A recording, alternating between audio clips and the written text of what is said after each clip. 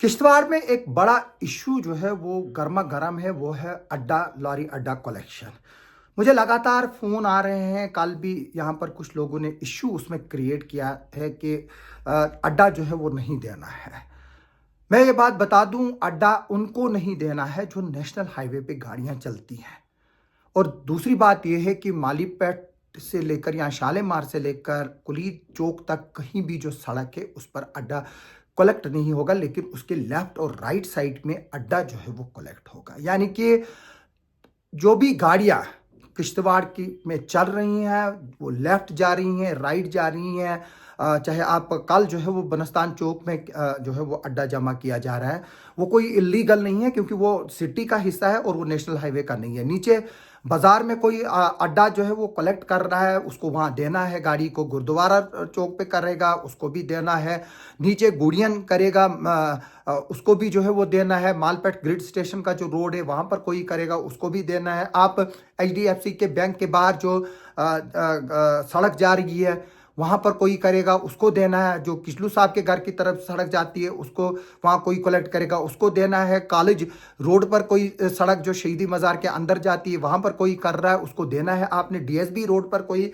Collect कर रहा है अड्डा, आपको उसको देना है। अगर कोई उमर गली से ऊपर चढ़ता है उसको जो है वो देना। अगर जामिया मस्जिद के अपोजिट जो सड़क शिव मंदिर के लिए और कॉलोनी के लिए जा रही है वहाँ पर कोई कर रहा है उसको देना। सिर्फ अगर अड्डा जो है वो जमा नहीं करना है, वो शालेमार से लेकर जो हमारा कुलीद चौक तक जो नेशनल हाईवे है उसको नहीं देना। हालांकि कुछ इको गाड़ियां जो है वो अपनी गाड़ियां जो है वो लगाते हैं जामिया मस्जिद के बाहर, जो इलीगल है। हालांकि उनके लिए अड्डा जो है वो स्टैंड जो है वो मुख्तसर किया गया है और जो वो वहाँ पर लाइन लगाते हैं वो उसकी वजह से लोगों को परेशानियां होती हैं और जाहिर से तौर से बात है कि वो गलत है वहाँ पर, और उनको जो है वो जहाँ पर मुकर्रर किया गया है उनकी लोकेशन वो वहाँ पर गाड़ियाँ लगाएं और अड्डा जो है वो दे। अड्डा वो बोलेंगे कि उनको अड्डा नहीं देना है, वो जामिया मस्जिद के बाहर गाड़ियां लगाते हैं, उनके लिए वो जगह नहीं है, वो इलीगल है और उसके खिलाफ जो है वो कार्रवाइयां होनी है। मेरे लोगों से रिक्वेस्ट है कि हमें तंग ना करें बार बार। मैं अब ये बार बार वीडियोस नहीं बनाऊंगा और ना ही बताऊंगा। हाँ, अगर आपको कोई अड्डा जो है वो डाक बंगले के बाहर जमा करता है, उधर पर लगाया है उन्होंने, उसकी वजह से जामिंग हो रही थी वहां पर, वो इलीगल है। और जाहिर से तौर से बात है कि जो ये अड्डा लारी अड्डा कलेक्शन वाले हैं उनके पास तमाम गाड़ियों के नंबर हैं। जो गाड़ियां वाले हैं उनको चाहिए कि वो खुद ही जो है वो हैसल फ्री दे दे, या एक काम करे उनका जो स्कैनर है वो अपने पास रखे तो उनको जो है वो पैसे डालते रहे, तो उससे उनकी भी आसानी होगी, आप लोगों की भी आसानी होगी। कल एक शख्स ने यहाँ पर जो है वो अपना जुंगा खड़ा कर दिया नीचे, जो यहाँ पर नीची वाली जियारत के पास जो चौक है वहाँ पर, तो वो जो है वो इलीगल एक्टिविटी है और उसके खिलाफ उसमें पुलिस कार्रवाई बनेगी उसकी वजह से, क्योंकि ट्रैफिक वगैरह डिसरप्ट होता है।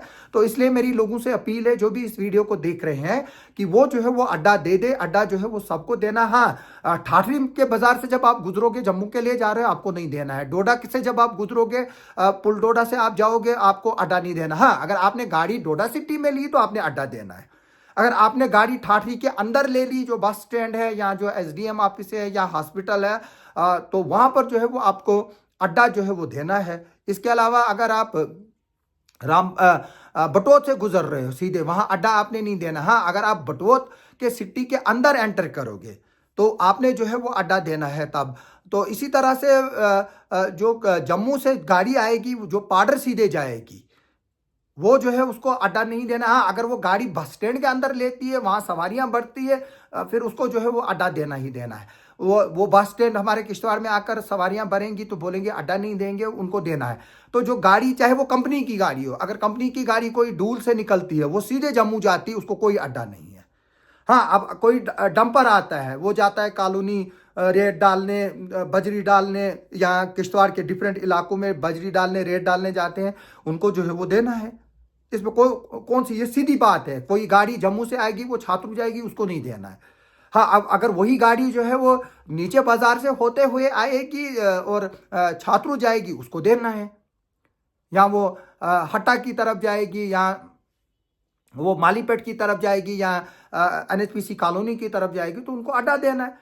तो इसमें मेरी लोगों से रिक्वेस्ट है कि वो कंफ्यूजन क्रिएट ना करें। हमने कभी ये नहीं बोला कि अड्डा नहीं देना है, हमने सिर्फ ये बोला है कि नेशनल हाईवे पे अड्डा कलेक्शन नहीं होनी है, चाहे वो पुल डोडा हो, ठाठरी हो, बटोत हो या किश्तवाड़ हो। और जो गाड़ी जैसे हमारी गाड़ी ठाठरी से डोडा से होते हुए बटोत से जाएगी, जम्मू जाएगी, उसको नहीं देना है। हाँ, अगर वो उधमपुर से टर्न करके दाहर रोड पे जाएगी, उधर अड्डा उसको लेंगे, वो पकड़ेंगे जो वहां पर अड्डा कलेक्शन करते हैं। जो नेशनल हाईवे 44 है, यहाँ 244 है, उस पर कोई भी जो है वो अड्डा नहीं है जो गाड़ी चलेगी। तो इसलिए आप लोग जो है वो इस वीडियो को ज़्यादा से ज़्यादा शेयर करें, ताकि सबको जो है वो इस बात को जो है वो समझ आए कि कहाँ अड्डा देना है, कहाँ नहीं देना। मेरी ड्राइवरों से रिक्वेस्ट है कि वो स्कैनर लेकर रखे, खुद ही डाले।